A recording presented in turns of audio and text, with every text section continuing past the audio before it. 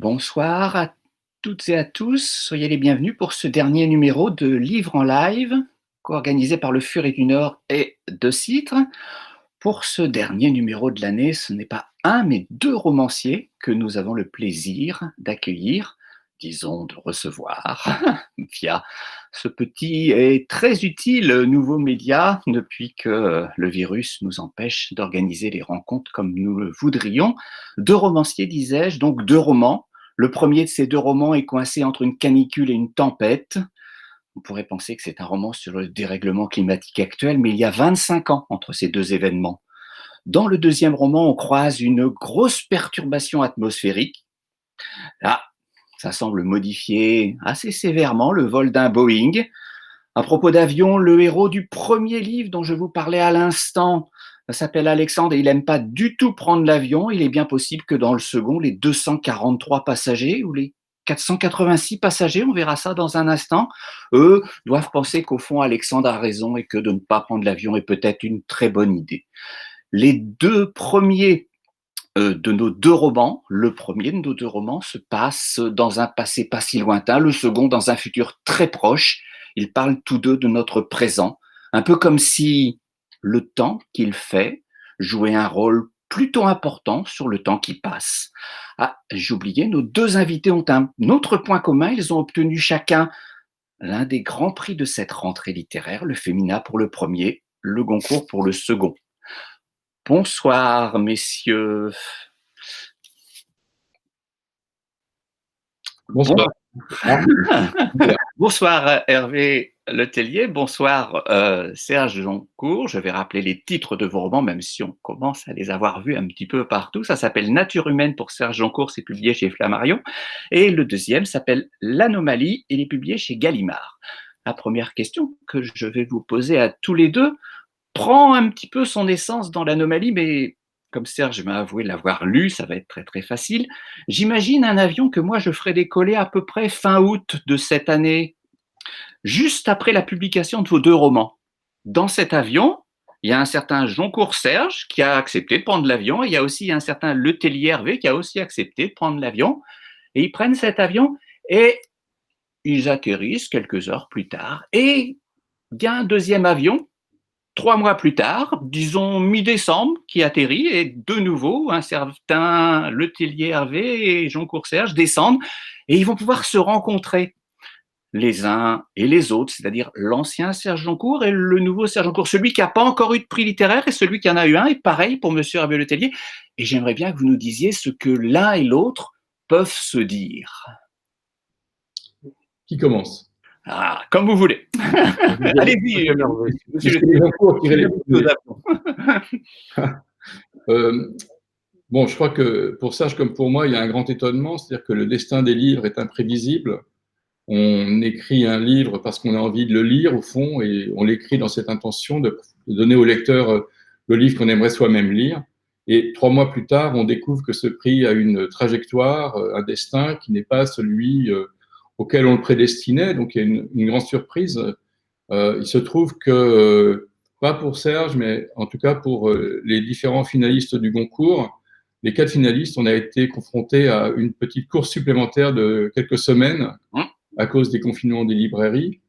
Et ça a été comme si on disait à un marathonien, vous avez couru 40 km, mais il vous en reste 12 à parcourir pour attendre. Donc c'était une attente supplémentaire. Je pense que ça a été un tout petit peu différent pour Serge. Il me semble que les deux politiques se tenaient, à la fois soutenir les librairies en disant on donne un prix, et puis soutenir les librairies en disant on attend pour en donner un. Il y avait deux logiques qui étaient concurrentes sans pour autant s'affronter, qui étaient à mon avis complémentaires. Oui, tout à fait. Oui, c'est vrai que c'est deux stratégies très différentes, complémentaires. Heureusement que ça s'est distribué comme ça, finalement. Il y a eu 2 prix remis au début du mois de novembre, et les autres ont attendu la fin du mois de novembre. C'est très étrange. Il y a une sorte de faille temporelle là, qui était sûrement plus confortable à vivre pour moi que pour Hervé et les autres, et les 3 autres, hein, et y compris les autres prix, d'ailleurs, Bien sûr. le Cavalier et puis le Grand Prix de l'Académie, etc. Mais, donc moi, j'ai survolé avec Chloé Delhomme, comme ça, une sorte de no man's land où malgré tout les librairies vivaient. Enfin, voilà, dans mon quartier, on pouvait passer, on pouvait s'arrêter, on pouvait commander un livre, le collecter. Enfin, c'est très très étrange. Et puis alors, il y avait cette sorte de, oui, parce que les prix, on disait, le Goncourt attend d'être remis quand les librairies vont rouvrir. Mais alors, à certains moments, on avait peur que ça n'ouvre pas avant. À qui le dis-tu? C'était encore plus long pour ceux qui attendaient, en effet. Non, non, je me suis mis à, enfin, je l'ai vécu sûrement d'une façon plus apaisée. Alors, bah, justement, commençons avec vous. Regardons un petit peu plus près ce qu'il y a dans cette nature humaine et dans cette ferme si particulière que vous avez choisi de situer dans le Lot, au fin fond d'un bout de chemin qui n'est pas goudronné pour de sombres histoires municipales que vous nous racontez. Là, il y a Alexandre, il a un nom de roi de Macédoine, mais est-ce qu'il est un roi? On ne sait pas trop. En tous les cas, il a 3 sœurs, des parents. Et ça commence d'ailleurs de façon assez amusante parce que ça commence avec une sorte de bout de modernité qui arrive au milieu de tout ça, c'est-à-dire qu'on installe le téléphone. Et en installant le téléphone, on voit un voisin qui est bien décidé à résister autant qu'il le peut à cette installation de téléphone, qui s'appelle Cressac. Mais en même temps, on voit bien avec ce téléphone qui arrive, et quand on sait le rôle que ça aura ensuite dans la vie d'Alexandre, ce fil téléphonique, on se dit que ça va être compliqué d'y comprendre quelque chose. Ça va être compliqué de savoir si on doit s'opposer à tout, si on doit accepter tout, comment on va se positionner avec ça. En faisant juste arriver ce petit bout de fil de téléphone, vous mettez tout de suite, j'allais dire Alexandre, comme un funambule sur ce fil de téléphone. Oui, c'est une belle image, mais ça correspond à une forme de souvenir personnel.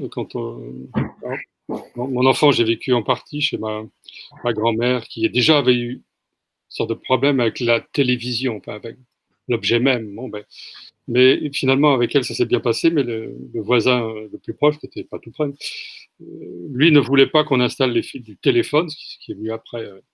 Et là, c'était... oui, c'était plus qu'un conflit de civilisation, là, parce que vous vous rendez compte, refuser le téléphone filaire, je veux dire, qu'est-ce qu'il en serait aujourd'hui d'une antenne relais 5G dans son périmètre, alors qu'aujourd'hui, il y en a une pas loin. Enfin, cette zone-là est aujourd'hui n'est pas en zone blanche, quoi. Et le téléphone, c'était quand même assez mince par rapport à tout ce qui se faisait autour. Je parle en particulier des centrales nucléaires, centrale de Golfech qui est bon à 100 km, où il y avait quand même, alors là, bon, bah, c'était, alors celui qui refuse le téléphone, c'est un vieux chevrier, Cressac, hein, qui est 70 ans, qui est militant, qui monte sur le Larzac tous les week-ends. Enfin bon, voilà, c'est un ancien, un vieux communiste, comme on disait de lui, un vieux coco, quoi. Alors que ceux qui refusaient les centrales nucléaires, d'une certaine façon, c'était un peu comme refuser ce fil de téléphone. Mais eux, c'était des écologistes, plutôt universitaires, des étudiants en tout cas.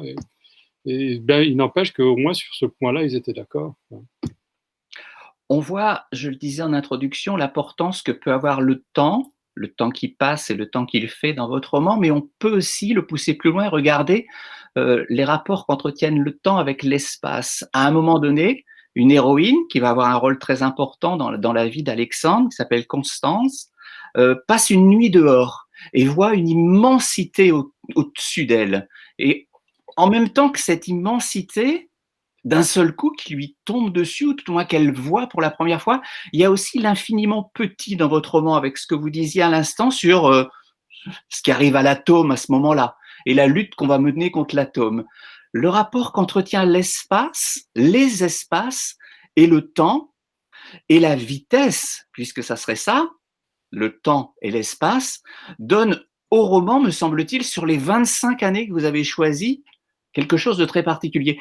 Qu'est-ce qui vous a fait choisir justement ce temps-là, ce quart de siècle-là, pour raconter ces changements? Alors, déjà, pour une très bonne raison, c'est que je l'ai vécu. J'étais en plein dedans. C'est pas mauvais comme raison, ouais. Et puis la deuxième, c'est que quand même, depuis les années 70, quand je reporte un peu le point de vue que j'avais sur cet an 2000 qui se profilait, cette forme de fascination qu'il exerçait euh, à grand renfort de numéros spéciaux. Je me souviens d'un Paris Match en particulier dans les années 70, je ne sais plus bien quelle année précisément, mais enfin bon, il y avait comme ça une forme de projection qui semblait totalement folle, à tel point que c'est en 2000, il en devenait presque inatteignable. Enfin, je veux dire, c'était à certains moments, on se disait déjà, est-ce qu'on y arriverait, soi-même personnellement, mais est-ce qu'il existerait vraiment? Et à mesure que ça s'est rapproché, il y a eu comme une forme de. Alors, la désillusion suprême qui est cette tempête, à 3 jours du réveillon de l'an 2000, quand même, Ouais. qui, encore une fois, pour être à ce moment-là, dans le Lot, enfin dans cette zone-là, je l'ai vécu in situ, avec cette peur absolue d'être rattrapé là par des peurs primitives, c'est-à-dire que on a veillé toute la nuit à ce que les arbres ne tombent pas sur la maison. C'est vous dire que si on était très loin du numéro de Paris Match avec ses voitures volantes et ses avions qui. Alors, le Concorde promis est arrivé, il ne mettait que 3 heures, 3h30 pour traverser l'Atlantique. Donc, si on réfléchissait un peu, ça pourrait bien dire que d'ici l'an 2000, il faudrait plus que 3/4 d'heure, voire une demi-heure. Bon, ben. Et finalement, c'est un peu l'inverse qui s'est passé, quoi. Et d'ailleurs, le Concorde ne vole plus. Alexandre n'est pas fils unique, il a 3 sœurs, Caroline, Vanessa et Agathe. Et ces 3 sœurs, au fond, comme dans la pièce de Tchekhov, hein, ne rêvent pas d'aller à Moscou parce qu'il y a encore le mur qui empêche un peu de faire ça, mais rêvent d'aller retourner en ville, rêvent de quitter l'endroit.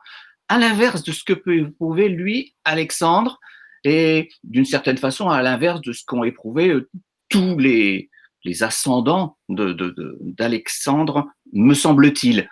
En tout cas, qu'est-ce qui vous fait choisir 3 sœurs, 3 filles pour aller voir ailleurs? Alors bah déjà, c'est à ce moment-là la possibilité pour les filles, les femmes, les filles, de déterminer, de choisir un peu leur avenir, de s'émanciper de cette façon-là. Et à ce point-là, c'est-à-dire, on ne se posait même pas la question de savoir si elles avaient le droit ou pas de partir. Hein. Mais il n'y a pas si longtemps qu'elles avaient le droit d'avoir un chéquier, les femmes, n'empêche. Bon. Et finalement, c'est le garçon qui, lui, est un peu soumis aux règles patriarcales, quoi. Ça correspond aussi à des éléments de réalité autour de moi.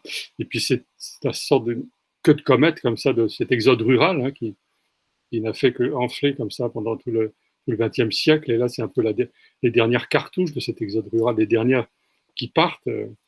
Et elles ont surtout un regard très différent sur le monde, c'est-à-dire qu'aller en ville, ça veut aussi dire, à partir de Toulouse, rayonner un peu sur l'Europe, sur le monde. Enfin, tout ça, il y a une sorte d'appétit de découvrir le monde, alors que Alexandre est tout à fait satisfait, et ça renvoie à une partie de moi-même et mes parents et beaucoup de mes proches sont tout à fait heureux d'être dans un périmètre déterminé, d'y être inscrit et d'une certaine façon d'y durer. Ça, on a voulu une fois emmener ma grand-mère à la mer, elle n'a pas vraiment compris l'intérêt de ce truc-là, quoi. Donc finalement, on l'a ramenée dans la Nièvre. Vous voyez,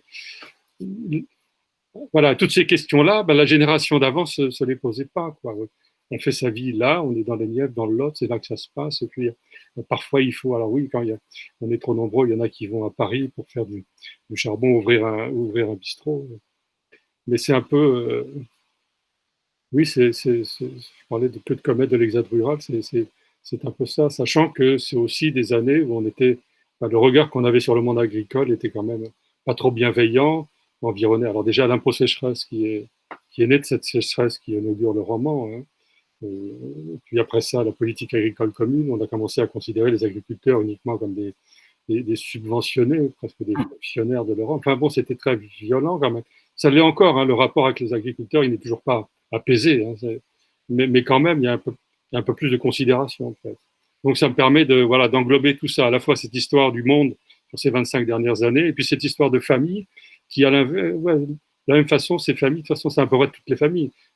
Ça m'intéresse d'observer selon quelle procédure les familles se distendent. Ils sont enfants avec les frères et sœurs, tout le monde joue, tout le monde s'engueule peut-être, mais enfin tout le monde est cohérent, tout le monde est. Et à certains moments, ça ne peut même plus communiquer vers 40, 45 ans. Qu'est-ce qui s'est passé? Ce qui est aussi intéressant, c'est de voir ce que vous dessinez politiquement derrière cette histoire de famille. Et ça l'est d'autant plus si on le regarde, évidemment, aujourd'hui. La grande crainte qu'il y a derrière ceux qui luttent contre l'installation ou la prolifération du nucléaire, c'est de voir l'État posséder toute l'énergie, plus encore que le nucléaire. Aujourd'hui, on est presque dans le problème inverse, c'est-à-dire qu'on aimerait mieux que l'État possède un petit peu plus de choses ou arrête de se débarrasser de tout. Et ça donne, me semble-t-il, à différents événements politiques que vous allez nous faire partager, les 2 dimanches d'élection où on va changer pour la première fois et passer de la droite à la gauche, qui sont développés de façon assez importante, donnent à cette vision politique que vous avez, que vous nous faites partager à travers leur regard, quelque chose d'un peu surréaliste. On se demande si ça a vraiment été comme ça, si on s'est vraiment plaint à un moment donné que l'État puisse posséder toute l'énergie et que ce soit terrifiant. Oui, mais ça renvoie à des paradoxes, en particulier du personnage de Chevrier communiste qui, d'une certaine façon, au départ est contre le nucléaire, finalement se rend compte que c'est peut-être une possibilité de recycler les 200 000, de recréer 200 000 ouvriers, sachant que la sidérurgie se casse la gueule. Donc finalement, d'un seul coup, il devient pour ce nucléaire, vous voyez, pour ces raisons-là, pour ces motivations-là. Alors que ceux qui étaient contre avaient une toute autre analyse, un tout autre regard, surtout que si on se replace dans le contexte, c'est quand même une période où on en construisait d'une façon permanente des centrales. Ces luttes-là, en même temps, étaient violentes. Enfin, c'était des manifestations bien souvent violentes qui l'explosif n'était jamais très loin. D'ailleurs, c'est ce qui va faire la connexion entre ces activistes et mon personnage d'agriculteur qui, lui, a de l'ammonitrate et qui, sans le savoir, est un explosif. Enfin bon.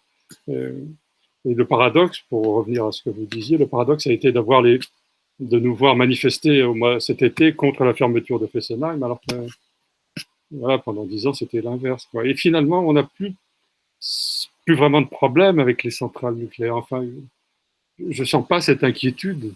Non, on en a tellement que c'est vrai que... Non, mais parce que 86, que je mets un peu en scène aussi dans le roman, il y aurait eu de quoi avoir peur pour de vrai, en se disant, mince, finalement, ils avaient raison, ces activités. Quand ça explose, un réacteur, ça ne se passe pas bien. On parle de pompiers jetés comme ça sur le brasier qui ont une durée de vie de 2 minutes, de sacs de sable comme ça, bombardés par les hélicoptères russes. Et en fait, on voit qu'ils n'arrivent absolument pas à l'éteindre. Et il y a le réacteur 2 et l'autre, le troisième, va se mettre à exploser aussi. On ne pourra plus habiter cette zone pendant des milliers d'années. Enfin, c'était complètement fou, cette histoire. Il y avait de quoi avoir peur, là. Hein. Sinon qu'en France, on était un peu protégé par une forme de... oui, par le flux atlantique, quoi. La météo de Brigitte Simonetta nous avait... qu'on peut revoir, d'ailleurs, sur Internet. Et on est injuste avec Brigitte Simonetta, en fait, c'est Laurent Romeshko qui faisait ce geste et repoussait, vous voyez, le nuage atomique, ce qui faisait qu'on n'était pas concerné par ça. Mais moi, bon sang, j'ai eu des jetons, surtout que à ce moment-là, j'avais cette Allemande qui existe, qui était repartie en Allemagne, et en Allemagne, ils ne vivaient pas du tout la situation avec la même insouciance, c'est-à-dire qu'ils ne sortaient pas quand il pleuvait, les mômes ne jouaient pas dans les squares, des choses comme ça. Bon, ben voilà, tout ça, ça semble fou, et pourtant, c'est pas si lointain. Ces centrales sont toujours là, mais on n'a plus peur. Je vous propose qu'on garde pour tout à l'heure, si vous le voulez bien, l'histoire d'amour qui, évidemment, lie l'ensemble de ce roman et qu'on aille se promener un petit coup avec Monsieur Le Tellier pour regarder du côté de l'anomalie ce vol si particulier que vous nous décrivez et qui va grandement perturber la vie de ces 243 passagers. On ne suit pas la vie de ces 243, mais on suit la vie d'un certain nombre de ces passagers. J'aimerais bien, un peu comme ce que j'ai demandé à Serge Joncourt tout à l'heure, que vous nous disiez comment vous avez réalisé le casting de ceux qui allaient prendre cet avion. Comment vous les avez choisis et, bien évidemment, comment ensuite vous les avez classés pour que ce soit bien précis pour ceux qui n'ont pas encore lu le livre. On commence par un tueur à gages, pas en série, un tueur à gages, pour être très précis, c'est différent évidemment, hein, par un tueur à gages. Mais voilà, on commence bien par un tueur. Alors, comment vous les avez choisis et concrètement, comment on fait pour que le lecteur ne se perde pas au milieu de tous ces gens? Alors, pour les choisir, c'est assez simple. 243 passagers, ça fait beaucoup de monde. Donc, on essaie de choisir dans ces 243 passagers des typologies. Je dirais pas jusqu'à des stéréotypes, mais des typologies. Et j'avais devant moi une sorte de damier. Enfin, c'est un peu plus compliqué qu'un damier, mais je voulais à peu près tous les âges. Je voulais pas mal de pays. Je voulais de part et d'autre de l'Atlantique. Je voulais aussi un Africain. Voilà, je voulais des hommes et des femmes, des petites filles, des gens plus âgés. Et au bout d'un moment, j'ai réussi à isoler à peu près 8 personnages qui s'échelonnaient de l'âge de 7 ans à l'âge de 70 ans ou 65 ans, et des hommes et des femmes, des noirs, des blancs, des gens qui avaient vécu le racisme, d'autres qui vivaient une vie sociale extrêmement privilégiée. Et je les ai précipités ensuite dans un monde qui était un monde littéraire. C'est-à-dire qu'à chaque fois que j'avais un personnage d'un certain type, je l'associais de manière un peu préconsciente quand même à un type de récit, un type de forme. Par exemple, si je prenais mon tueur à gages, qui est celui par lequel le récit commence, c'est vrai, avec la phrase tuer quelqu'un, ça compte pour rien, qui résume le livre, d'ailleurs, de cette manière, si on veut. Tuer quelqu'un, ça compte pour rien. On est dans une forme qui est celle du polar, c'est-à-dire on voit bien qu'on a fait disparaître le ne, on voit bien qu'on est dans une forme dans laquelle c'est presque de l'oralité. Et je vais rester sur cette forme pendant 7 à 8 pages, le temps de présenter mon tueur à gages. Et ensuite, je passe à un roman qu'on peut qualifier d'introspection, ensuite un roman sentimental, ensuite une sorte de caricature, de roman à la Houellebecq, pour qui par ailleurs j'ai plus grande estime, mais on peut assez facilement le pasticher. Et sans que ça soit des pastiches, disons, ironiques, c'était des colorations à chaque fois dans lesquelles je précipitais mes personnages pour qu'on ait justement cette possibilité de ne perdre jamais le lecteur. Parce que si on associe le tueur à gages à ce style noir et qu'on retrouve ensuite dans un chapitre ultérieur le tueur à gages, on se remet dans le chapitre un peu noir et on va retrouver comme ça des genres qui vont se mêler, se tresser, je dirais même, parce que c'est une idée de tresse que j'avais pour ce livre, avec 3 parties très identifiées. Et une fois qu'on a bien positionné nos personnages, qu'on a bien caractérisé chacun d'entre eux, qui s'incarnent assez facilement, on n'a même pas besoin de les décrire. Parfois, ça suffit d'avoir dit dans quel monde ils vivaient. Je décris assez peu d'ailleurs, je laisse pas mal de liberté au lecteur pour définir le physique des personnages. Ça ne pose pas en théorie de problème, chacun se construit le sien. Lorsque j'ai mon avocate noire américaine et qui est une avocate extrêmement pugnace, extrêmement vindicative, extrêmement brillante, j'ai pas besoin de la décrire. On sait qu'elle est mince, on sait qu'elle est jeune, qu'elle a 30 ans, mais on voit assez bien qui elle peut être. Et de ce point de vue-là, je crois que c'est assez la victoire de la littérature contre l'image. On n'a pas besoin de l'image, on sait très bien qui elle est. Et j'ai bien aimé avoir cette idée-là de ne pas forcément trop caractériser physiquement les personnages pour les identifier psychologiquement, pour que chacun crée son propre casting, justement. Le terme de casting est assez juste, hein, c'est un casting. D'autant que l'image va jouer un rôle très important puisque de nombreuses fois, à l'ouverture de différents chapitres que vous dessinez, on a le sentiment de les voir, ces personnages. On a l'impression de les retrouver dans des scènes que l'on a pu voir dans différents films d'ailleurs, et vous en jouez. Ce qu'il faut comprendre, sans qu'on abîme le roman, en essayant de ne pas en dire trop, c'est que va se poser successivement le même Boeing, ce qui est déjà exceptionnel pour Boeing, parce qu'en général, on ne les laisse plus trop décoller, ces avions-là, en ce moment, mais bon, celui-là, on le laisse décoller. Et donc, voilà, vont se poser à 3 mois d'intervalle ce même avion, et évidemment, les personnes à l'intérieur de cet avion vont rencontrer, puisqu'elles se posent 2 fois, les autres personnes. C'est là où on se dit que si vous aviez, par exemple, embarqué Novak Djokovic, ça aurait été intéressant d'avoir un match de tennis entre les deux en descendant. Il gagne en même temps, hein, c'est Novak Djokovic. C'est pas très intéressant, on sait déjà qui va gagner. Pour les bookmakers anglais, ça n'a strictement aucun intérêt. Mais ceci dit, oui, il y a cette idée du double à laquelle je voulais me confronter. Ouais. Et du double qui est vraiment soi, c'est-à-dire cette idée des 3 mois entre les 2 avions, c'est une idée que j'avais depuis le départ. Je ne voulais pas une grande distance de plusieurs années où les gens auraient vieilli, auraient changé. Je voulais que ça soit à la fois les mêmes, parce qu'en 3 mois, on ne change pas tant que ça, même après un confinement où on mange du confit de canard tout le temps, on n'est pas tout le temps à se modifier physiquement de manière notable. Donc les 3 mois, ça permettait de rester le même. Et en même temps, en 3 mois, il se passe un nombre incroyable de choses. On peut très bien, surtout sur 243 passagers, j'ai choisi ceux pour lesquels il se passait vraiment quelque chose d'important, tomber enceinte, tomber malade, rencontrer quelqu'un, se séparer de quelqu'un, mourir même. Donc, toutes ces options étaient présente de manière à ce que la personne soit à la fois la même et très différente de ce qu'elle était 3 mois auparavant. Et ce qui m'intéressait surtout, c'était que souvent, lorsqu'on présente le thème du double, il est présenté comme un autre que soi. Bien qu'on dise c'est un autre soi, ce n'est pas un autre, c'est quand même un peu un autre que soi. C'est quelqu'un qui est différent. Là, je voulais vraiment la même personne, les mêmes réactions, la même psychologie, au point que lorsqu'ils sont en interaction, lorsqu'ils sont dans la troisième partie, ils savent très bien ce que pense l'autre. Ils savent très bien ce que va faire l'autre. Ils ne sont pas en situation de pouvoir le tromper, de pouvoir le duper, de pouvoir créer un écran de fumée devant leur pensée. L'autre sait exactement ce qu'il y a derrière le voile. Et ça, je trouvais ça intéressant parce que très souvent, on se ment à soi-même. Moi, je vois bien dans le miroir le matin, j'essaie toujours de me composer un visage qui n'est pas mon visage, qui est un visage que je peux supporter lorsque je me rase, parce que j'ai horreur d'être très différent de ce que j'étais à 20 ans, si, je vous assure. Et donc, on essaie d'apprivoiser ce visage. Lorsqu'on est confronté à soi, qu'on voit de loin, qu'on voit à 20 mètres, dont on voit la silhouette, qu'on voit qu'il marche comme une personne qui a effectivement 63 ans, et que ce n'est pas la même démarche que celle qu'on avait lorsqu'on a 40 ans, on peut plus se mentir, on peut plus être dans le paraître, dans l'illusion. On est confronté à quelque chose qui est très rude, très violent, et c'est cette cruauté que j'avais envie d'avoir lorsque ces personnages étaient face à eux-mêmes.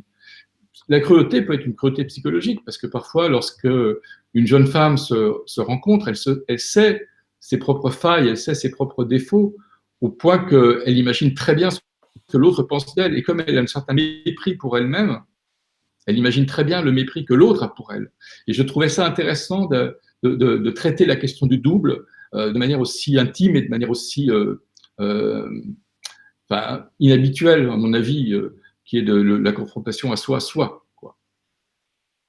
Et en jouant en même temps, l'expression est devenue tellement, mais bon, c'est en même temps, sur tout ce que cela c'est ça, tout ce que cela peut avoir de littéraire, c'est-à-dire que juste à la fin du roman, vous évoquez Calvino et par une nuit d'hiver et tous ces commencements qu'il essaie lui de regrouper dans sa livre.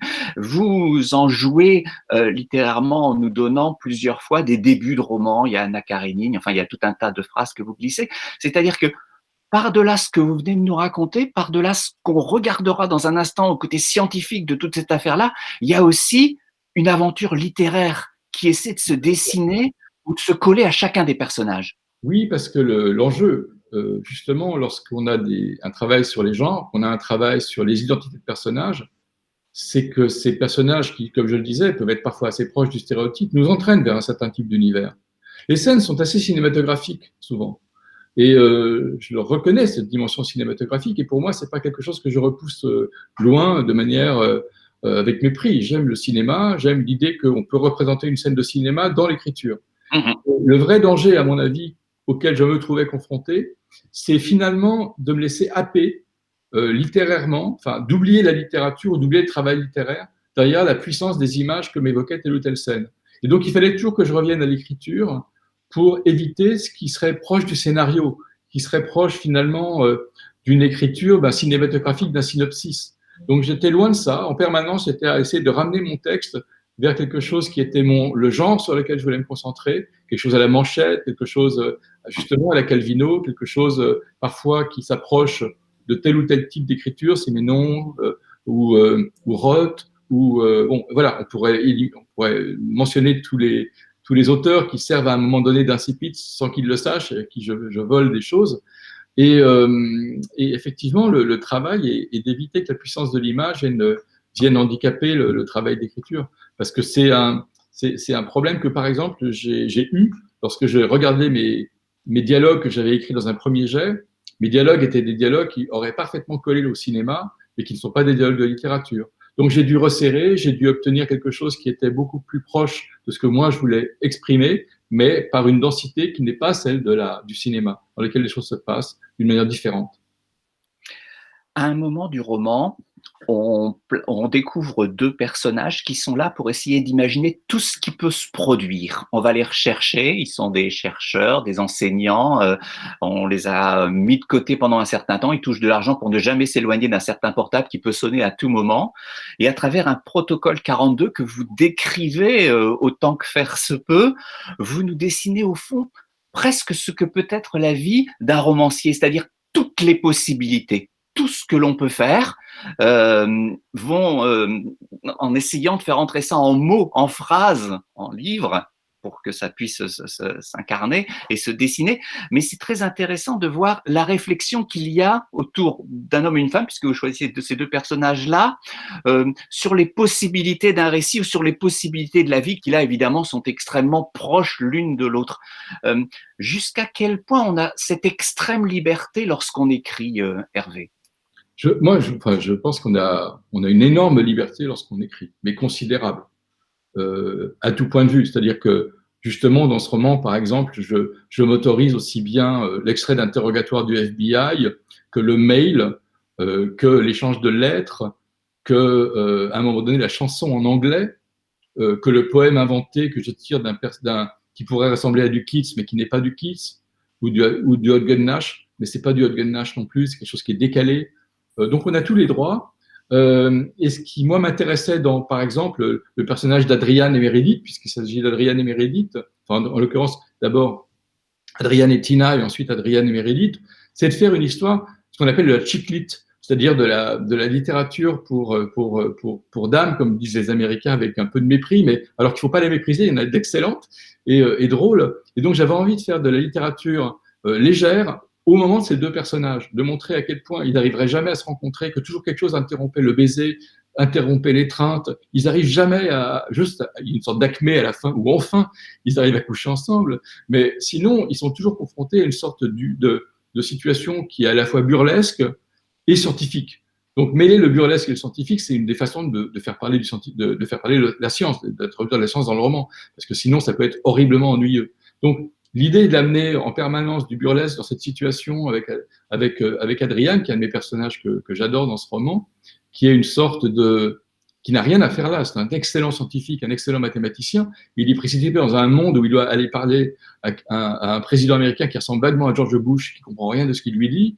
Il doit aller ensuite dans une salle entourée de militaires avec des galons de tous les côtés et des étoiles et des uniformes. Il n'a rien non plus à faire là. Et puis à la fin, enfin, il est à peu près à sa place dans une chambre dans un hôtel à Venise après avoir réussi à rien régler. Et moi, j'aimais bien cette idée de pouvoir justement avoir cette totale liberté vis-à-vis du personnage qui est autorisé, à mon avis, y compris au niveau des déplacements. Je veux dire, moi, je pouvais, c'est guerre et paix, quoi. Je peux mettre la totalité de l'armée rouge ou de l'armée russe si je veux, ça ne me pose aucun problème. Donc, j'ai un embouteillage d'enfer à Lagos, j'ai la salle du bureau ovale, on a droit à tout, quoi. Et c'est ça la liberté aussi dans un roman, c'est de pouvoir emmener son lecteur d'un endroit à un autre, le précipiter dans des situations qui sont invraisemblables et de foutre un mathématicien totalement dépassé en train de regarder l'aigle en bois décoré sur le Resolute Desk de la salle de la Maison Blanche. C'est ça aussi la liberté, c'est de s'amuser avec ça. Et au fond, en le faisant, qu'est-ce qu'on fait? On désacralise aussi considérablement les instruments du pouvoir. C'est-à-dire qu'on les ramène à ce qu'ils sont, c'est-à-dire parfois des sommets d'incompétence et de l'apparat, uniquement de l'apparat. On va poser la même question, si vous voulez bien, sur la liberté à Serge. Comme ça, on va avoir deux visions de deux romanciers. Lorsque vous êtes lancé, lorsque c'est bien installé, Alexandre, son père, sa mère, la ferme, l'endroit, est-ce que vous éprouvez le même sentiment qu'Hervé? Est-ce qu'il y a cette même liberté ou est-ce que le décor, la ferme, tout ce qui se dessine, parce que vous avez plus de temps, hein, vous avez 25 ans, est-ce qu'il vous laisse autant de liberté? Ce qui est fascinant dans le roman d'Hervé, j'avais presque envie de lui poser la question, c'est... Allez-y. Il y a toujours un moment, moi, quand je commence à lire un roman, il y a un peu une sorte de regard spectateur. Façon de me dire, vas-y, fais le malin, mais il va se casser la gueule. Bon. Et en fait, Hervé, il y va jusqu'au bout, il s'est maîtrisé jusqu'au bout, mais je voulais lui poser la question si lui, à un moment, pendant qu'il écrivait, est-ce qu'il avait peur de pas boucler l'affaire, quoi. Ouais. Hervé? Oui, en fait, tu as vu la fin. La fin est un bouclage. Je suis ultra content d'avoir trouvé ce bouclage parce que c'est un bouclage en abîme sur le roman lui-même. Et c'est vrai que je l'ai trouvé à un moment, on va pas rester très longtemps dessus, mais j'ai trouvé à un moment de l'écriture où j'ai commencé à être inquiet sur savoir comment finir de manière romanesque un roman qui remet tout en cause, y compris les codes du roman. Et et quand j'ai trouvé ça, je veux dire, j'étais étonné de l'avoir trouvé, et j'ai trouvé que c'était, en plus, la fin qui boucle sur, enfin, si on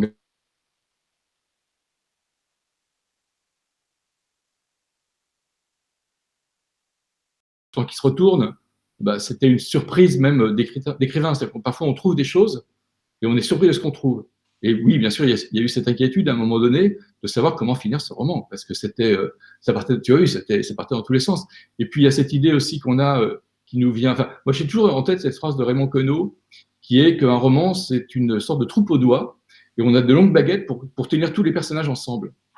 Et cette idée m'avait toujours frappé. Puis d'un seul coup, là, j'étais vraiment confronté à cet échantillon de personnages que j'avais avec mes baguettes à guider jusqu'à la fin. Donc oui, c'est une question qu'on peut se poser. Mais n'essaye pas de te deviner et réponds à la question sur la liberté. Oui, non, mais moi, c'était plus facile de le dire d'une façon, puisque comme je respecte, je suis les événements qu'ils ont accompagnés de 76 à 99. Donc, si vous voulez, la trame historique, elle est là. Il y a juste la façon dont moi, je vais résoudre la petite intrigue personnelle de mon personnage vis-à-vis de son environnement et de quelle façon cette tempête va totalement faire exploser sa vie, quoi. Après, moi, le projet, c'était d'écrire jusqu'à aujourd'hui, si vous voulez. Donc, il y a juste au milieu de 2019, voyant que j'avais déjà 400 pages, je vais m'arrêter à 99 et je ferai une sorte de suite sur les années 2000 à 2020. Voilà. Bon. Alors là, ça se complique parce que 2020, finalement, on ne sait pas bien encore quand va se finir 2020, si vous voulez. Si, il va finir 2020. Et non, bon, bref, passons. Mais alors, justement, à propos de ça, parce que plus encore que des événements, plus encore que cette trame historique qu'on a un petit peu évoquée tout à l'heure et qu'on a regardée, plus encore que la chute du mur qui est quand même au centre du livre. À un moment donné, ça s'écroule et on voit un autre monde se dessiner parce que justement, ça s'est écroulé. Il y a une histoire d'amour, il y a Constance que votre héros rencontre à Toulouse dans des circonstances qu'on va laisser au lecteur découvrir, mais qui ensuite va être continuellement rattachée à lui, même si elle va être assez continuellement éloignée de lui. Et justement rattachée, comme on le disait au début de notre petite conversation, avec ce fil téléphonique, puisqu'ils vont finir par prendre l'habitude de s'appeler très régulièrement et de se parler. Qu'est-ce qu'apporte dans cette histoire-là, cette histoire d'amour et plus encore, pour répondre un peu à ce que vous n'avez pas répondu jusqu'ici, qu'est-ce qu'on fait d'une histoire d'amour au milieu de tout ça? Ça, si vous voulez, les personnages tombent amoureux d'une façon un peu indépendante de l'auteur. C'est un peu les hasards de la vie. Après, moi, j'aime bien écrire toujours sur des sortes de relations impossibles, même si je considère qu'elles le sont toutes. Mais enfin, il y a quand même des cas de figure un peu plus complexes, et en particulier ces deux-là, dont je le redis, l'un veut rester là et l'autre veut courir le monde. Et puis, comment c'est possible ça? Alors moi, je suis jamais complètement sorti de Docteur Givago. La façon qu'ils ont de se retrouver, comme ça. Alors on peut trouver ça un peu fleur bleue, un peu gnangnan, mais moi je trouve ça magnifique, quoi. Et c'est presque souhaitable dans une vie de vivre vraiment une histoire très forte avec quelqu'un en ne se voyant que tous les 3 ans. Bon, ne l'ayant pas vécu, je l'ai vécu par procuration. Au moins comme ça. Il y a dans le livre d'Hervé Le Tellier une histoire d'amour, me semble-t-il, très très forte et très intéressante, et c'est l'est d'autant plus que les autres personnages autour ne vivent pas forcément cela. Vous nous racontez l'histoire d'un monsieur d'un certain âge qui est amoureux d'une personne beaucoup plus jeune que lui et qui va voir à travers ces 3 mois cette histoire-là évoluer de façon très particulière. Et ce qui est très intéressant, c'est le voir lui regarder son histoire d'amour lorsqu'il revient. Et peut-être plus encore que son histoire d'amour, se regarder lui. Vous l'évoquiez tout à l'heure en se voyant vieux, ou tout au moins fatigué, ou tout au moins comme il s'est jamais vu, parce qu'il se regarde pour la première fois.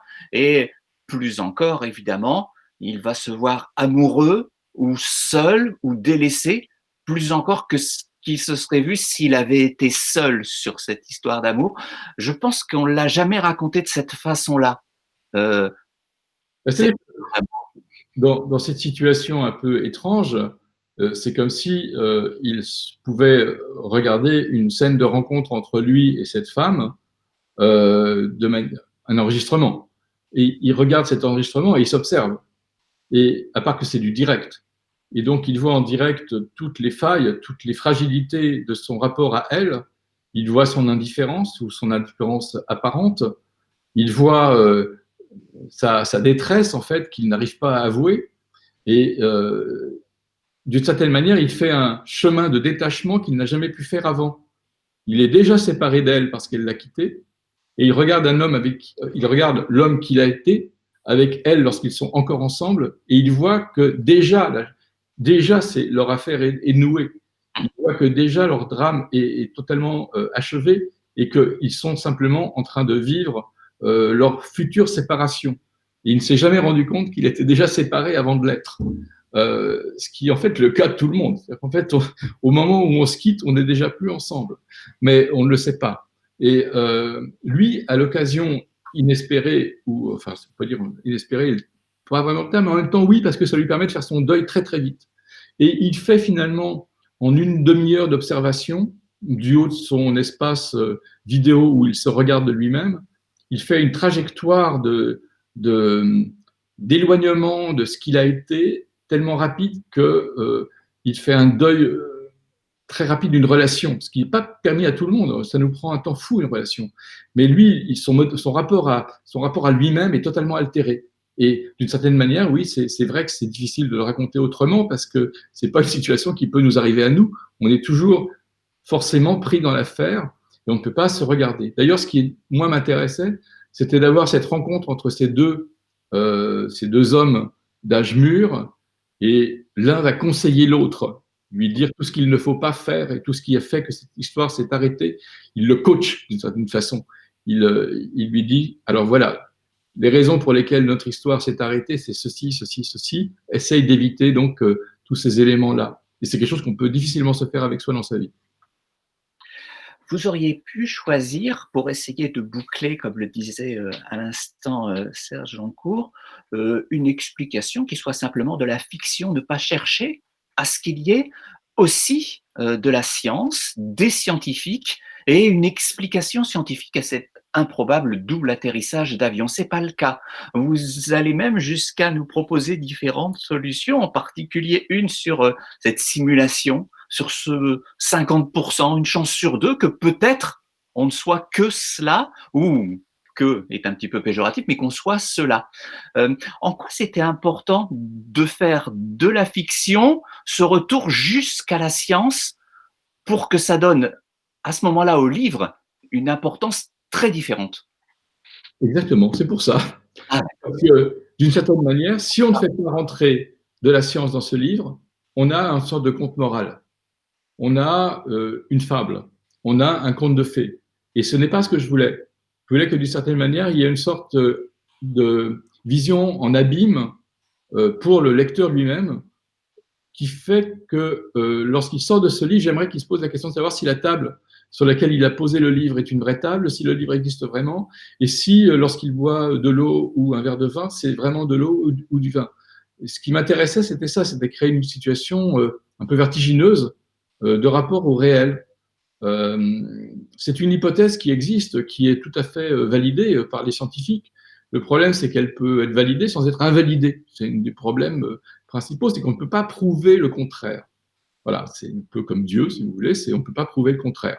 Donc, moi, ça m'intéressait d'avoir cette hypothèse-là parce que j'avais discuté avec ce philosophe suédois qui travaille à Oxford, qui s'appelle Nick Bostrom, et cette hypothèse m'avait vraiment fasciné parce qu'elle pose des questions sur le réel, sur le monde dans lequel on vit, qui n'a pas de réponse, quoi. Ces questions-là restent absolument insolubles. Et si on regarde un petit peu sur Internet les différents articles scientifiques qui émergent sur cette question-là, ben, tout le monde peut voir que c'est une hypothèse tout à fait sérieuse, quoi. C'est ce qui est un peu angoissant. J'avais pas envie d'éviter cette question-là. Il y aurait donc quelque part des codeurs, des encodeurs qui feraient ce que nous sommes. Alors l'idée est plus perverse que ça, c'est-à-dire que nous sommes finalement juste un code génétique qui, si vous avez le code génétique d'un être humain et que vous le mettez dans une couveuse, il se développe tel que nous sommes physiquement.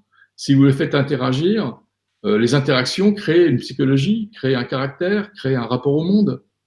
Et si vous en mettez donc plusieurs simultanément dans une sorte de tous ces codes génétiques dans un grand simulateur, eh ben on obtient une civilisation. C'était ça l'idée. Et donc, il n'y a pas de prédéterminisme, c'est la civilisation elle-même, même virtuelle, qui se crée elle-même et qui avance. C'est une sorte de chaos qui fonctionne. C'est ce que font tous les scientifiques lorsqu'on veut savoir. Aujourd'hui, sur le Covid, comment est-ce qu'on simule? C'est comme ça qu'on fait, on regarde où est-ce que se passe la transmission du virus, quels sont les lieux dans lesquels il y a plus de contamination et moins de contamination. Donc, c'est une simulation. Là, la simulation est beaucoup plus évoluée. Mais c'est une forme de simulation. C'est quelque chose que tous les scientifiques connaissent. On n'arrête pas de simuler. Lorsqu'on veut créer un avion, on simule l'air dans lequel l'avion va évoluer, on simule l'orage, on simule absolument tout. Je suis quand même curieux de rencontrer un jour la personne qui a simulé, je ne sais pas, Pascal Pro, par exemple. Je ne suis pas certain qu'on puisse. Il y a de la perversité partout. Ça, pour le moins. On ne l'a pas dit parce que ça s'est passé très vite, mais évidemment, pour que la mise en abîme soit encore plus complexe et troublante, il y a évidemment un écrivain dans votre avion. Il s'appelle Victor Missel. Et je vais lire un petit bout de son anomalie à lui pour regarder comment on finit tout cela. Aucun auteur n'écrit le livre du lecteur. Aucun lecteur ne lit le livre de l'auteur. Le point final, à la limite, peut leur être commun. Ce qui est très particulier dans votre livre, justement, cher Hervé Le Tellier, c'est qu'il n'y a pas de point final. Donc même ce petit point commun qu'on pourrait avoir, on ne l'a pas dans le vôtre. Oui. Oui, c'était le projet d'avoir une troisième partie qui s'ouvre effectivement par cet exergue, extrait de l'anomalie, et de laisser l'espoir au lecteur jusqu'au bout qu'il aurait le point final. Il en est privé. Mais si on regarde bien la structure finale, si on regarde bien les derniers mots, mais il ne faut surtout pas aller les voir d'abord, oui. on voit qu'il y a trois messages successifs, un sur le temps, un sur la finalité des livres et sur leur fin, et un sur l'ouverture sur un autre univers qui est vraiment les deux dernières lettres. Même question, Serge, parce que vous, ça se finit non pas sur le goût d'une madeleine trempée dans le thé, ça se finit sur une odeur qui a d'ailleurs peut-être été ce que Alexandre a senti en premier en rencontrant Constance, qui est sur son histoire d'amour. En tous les cas, ça finit sur une odeur de patchouli. Peut-être vous pouvez nous raconter comment on finit un roman? Enfin, en ce qui me concerne, moi, je ne sais jamais comment. Quand j'écris, je ne sais absolument pas comment ça va se terminer. Et là, d'autant plus, comme je vous le disais, que je voulais poursuivre 20 ans de plus. Quoi. Donc, d'ailleurs, je ne sais pas s'il est vraiment terminé, dans la mesure où j'ai déjà réfléchi à la suite, enfin, depuis plusieurs mois. Quoi. Donc, en fait, il est physiquement terminé et conclu par un point, mais il s'élabore. Quoi. Il continue de s'élaborer. Et puisque je m'inspire du réel, cette situation que l'on vit en ce moment, celle du Covid, si vous voulez, oui. Le point final, on le guette un peu. Hein. Est-ce qu'il y en aura un point final? À quel moment, hein? Est-ce que ce sera au printemps 2021? Tout le monde est vacciné? Est-ce que ce sera...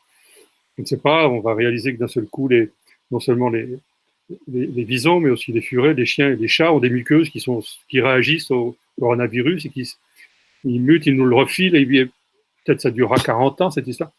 On ne sait pas. Donc, non, je ne veux pas vous affoler. Mais c'est une éventualité à laquelle je réfléchis. Et ce qu'il y a de saisissant, c'est que, voilà, moi je me suis amusé à reparler de ces événements-là, de Tchernobyl, la tempête 99, la vache folle, la crise de la vache folle qu'on a un petit peu oubliée, mais enfin qui était quand même très violente et très impressionnante et paniquante. Et d'ailleurs, je ne voudrais pas non plus vous affoler, mais enfin, la période d'incubation du prion, de Creutzfeldt-Jakob, c'est 10, 20, 30, 40 ans. Donc, il est possible que des tas de maladies de Creutzfeldt-Jakob se développent en 2022 ou en 2021. Bon, ben, donc, voulant terminer ce roman sur l'année 2020, ben, je ne sais pas quand je pourrais la terminer, puisque moi, j'ai besoin d'avoir du recul sur cet événement et de savoir comment ça s'est finalement résolu. pour Tchernobyl, même si Tchernobyl, c'est pas totalement rien, hein, pour la vache folle, même si encore c'est pas total, pour le réchauffement climatique, parce que je mets en scène ces épisodes de sécheresse. Et finalement, en fait, rien n'est résolu, vous avez raison. Donc il n'en finira jamais, ce problème. Ce que vous dites là est assez amusant parce que ça rejoint ce que disait Hervé tout à l'heure sur la distance que l'on peut avoir par rapport à ce que l'on raconte et sur la distance qu'on peut avoir par rapport à ce que l'on vit et ce que vivait André, son personnage tout à l'heure. À partir du moment où on peut relever la tête, sortir la tête du guidon, si on veut faire une petite métaphore cycliste, eh bien, on peut peut-être être romancier. En tous les cas, on peut regarder les choses différemment.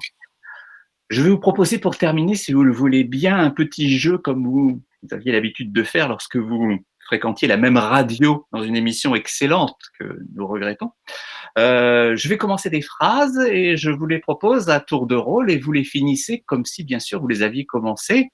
Je commence avec vous, cher Hervé. La voici. Je voudrais bien savoir si, Le monde existe. à vous, Serge, on pense de moi que. On ne sait pas ce qu'il veut dire.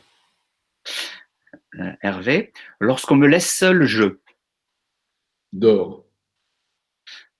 Serge, je rêve souvent que. Que je dors. On a ce dont j'ai le plus peur, c'est Hervé. De manquer de café. Je serai plus heureux quand. Quand les cafés seront rouverts. Arrête de me piquer les mots. C'est difficile de. J'ai bien vu ton truc. Je ramasse. Dans toutes les balles volées. C'est pas très, mais bon, il a le droit. Oui, il a le droit. C'est difficile de. Hervé, Finir un livre. Serge, je refuse absolument de. Je suis ouvert à tout. Très bien. La dernière, je vous la pose à chacun parce que elle est quand même plutôt réjouissante en ces périodes complexes. Ce qui m'encourage le plus, c'est Hervé. Les mots gentils de Serge. Et Serge, ce qui vous encourage le plus?